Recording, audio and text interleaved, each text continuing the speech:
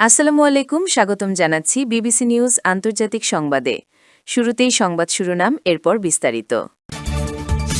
Hormuz চিরতরে বন্ধ ও বাহরাইনকে চরম পরিণতির হুঁশিয়ারি দিল ইরান। ইরানের ইউরেনিয়াম রাশিয়ায় সংরক্ষণের প্রস্তাব পুতিনের। যুদ্ধবিরতি সত্ত্বেও লেবাননে ইসরায়েলি হামলা জোরদার, নিহত আরও ৩৯। ইউক্রেন যুদ্ধ শেষের ইঙ্গিত দিলেন পুতিন। দর্শক, এতক্ষণ শুনছিলেন সংবাদ শিরোনাম। এখন বিস্তারিত। আপনি যদি ইসরায়েলের ধ্বংস চান এবং মুসলিমদের পাশে থাকেন, তাহলে ভিডিওতে লাইক করে চ্যানেলটি অবশ্যই সাবস্ক্রাইব করে দিবেন এবং আপনার মূল্যবান মতামত অবশ্যই কমেন্টে লিখে জানিয়ে দিবেন। এখন বিস্তারিত। হরমুজ চিরতরে বন্ধ ও বাহরাইনকে চরম পরিণতির হুঁশিয়ারি দিল ইরান। পারস্য উপসাগরের কৌশলগতভাবে গুরুত্বপূর্ণ হরমুজ প্রণালী চিরতরে বন্ধ করে দেওয়ার হুঁশিয়ারি দিয়েছে ইরান। যুক্তরাষ্ট্র সমর্থিত একটি জাতিসংঘ প্রস্তাবের পক্ষে অবস্থান নেওয়ায় বাহরাইন সহ আঞ্চলিক দেশগুলোকে এই চরম পরিণতির বিষয়ে সতর্ক করেছেন ইরানের এক শীর্ষ সংসদ সদস্য। সামাজিক যোগাযোগ মাধ্যম এক্সে দেওয়া এক পোস্টে ইরানের সংসদীয় জাতীয় নিরাপত্তা ও বৈদেশিক নীতি বিষয়ক কমিটির চেয়ারম্যান ইব্রাহিম আজিজি এই কড়া বার্তা দেন।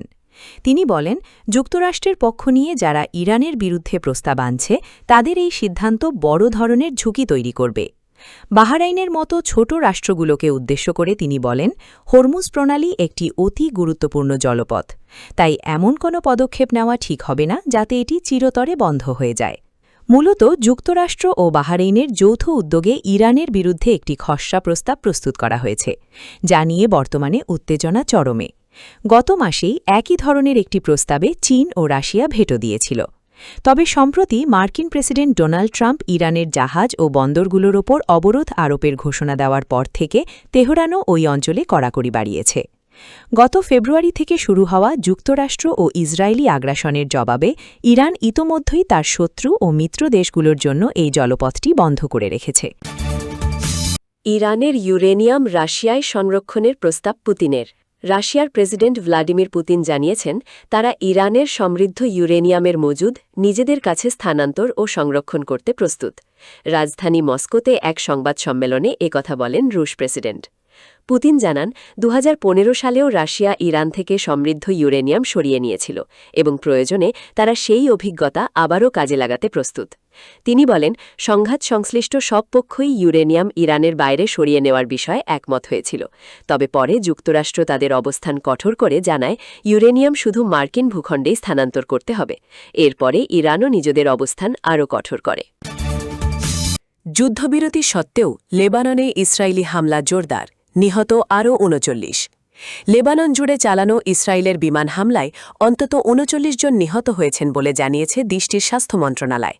সীমান্তে হিজবুল্লাহর সঙ্গে উত্তেজনা বাড়তে থাকায় সহিংসতাও তীব্র আকার ধারণ করেছে। ইসরায়েল ও লেবাননের মধ্যে আগে যুদ্ধবিরতি চললেও ইসরায়েল ও হিজবুল্লাহর মধ্যে পাল্টাপাল্টি হামলা অব্যাহত রয়েছে। এর মধ্যেই নতুন করে এই হামলার ঘটনা ঘটল। লেবাননের স্বাস্থ্য মন্ত্রণালয় জানিয়েছে, সবচেয়ে প্রাণঘাতী হামলাগুলোর একটি হয়েছে দক্ষিণাঞ্চলের সাকসাকিয়ে শহরে। সেখানে অন্তত ৭ জন নিহত হয়েছেন, যাদের মধ্যে একটি শিশুও রয়েছে। ইউক্রেন যুদ্ধের শেষের ইঙ্গিত দিলেন পুতিন। রাশিয়ার প্রেসিডেন্ট ভ্লাদিমির পুতিন জানিয়েছেন, ইউক্রেনকে ঘিরে রাশিয়ার সংঘাত শেষের দিকে এগোচ্ছে বলে তিনি মনে করেন। দ্বিতীয় বিশ্বযুদ্ধে সোভিয়েত ইউনিয়নের বিজয় দিবস উপলক্ষে মস্কোয় আয়োজিত সীমিত পরিসরের সামরিক কুচকাওয়াজের পর সাংবাদিকদের সঙ্গে আলাপকালে তিনি এ মন্তব্য করেন। ইউক্রেনে চলমান যুদ্ধকে রাশিয়া যেভাবে বিশেষ সামরিক অভিযান হিসাবে বর্ণনা করে, সে প্রসঙ্গ টেনে পুতিন বলেন, আমার মনে হয় বিষয়টি শেষের দিকে যাচ্ছে। একই সঙ্গে তিনি কিয়েভ সরকারকে পশ্চিম দেশগুলোর সমর্থনেরও সমালোচনা করেন। নিরাপত্তাজনিত আশঙ্কায় এবারের বার্ষিক সামরিক কুচকাওয়াজে আগের মতো ট্যাঙ্ক ও ক্ষেপণাস্ত্রের বড় প্রদর্শনী ছিল না। কর্তৃপক্ষ আশঙ্কা করছিল, ইউক্রেন ড্রোন হামলার মাধ্যমে রেড স্কোয়ারকে লক্ষ্যবস্তু করতে পারে।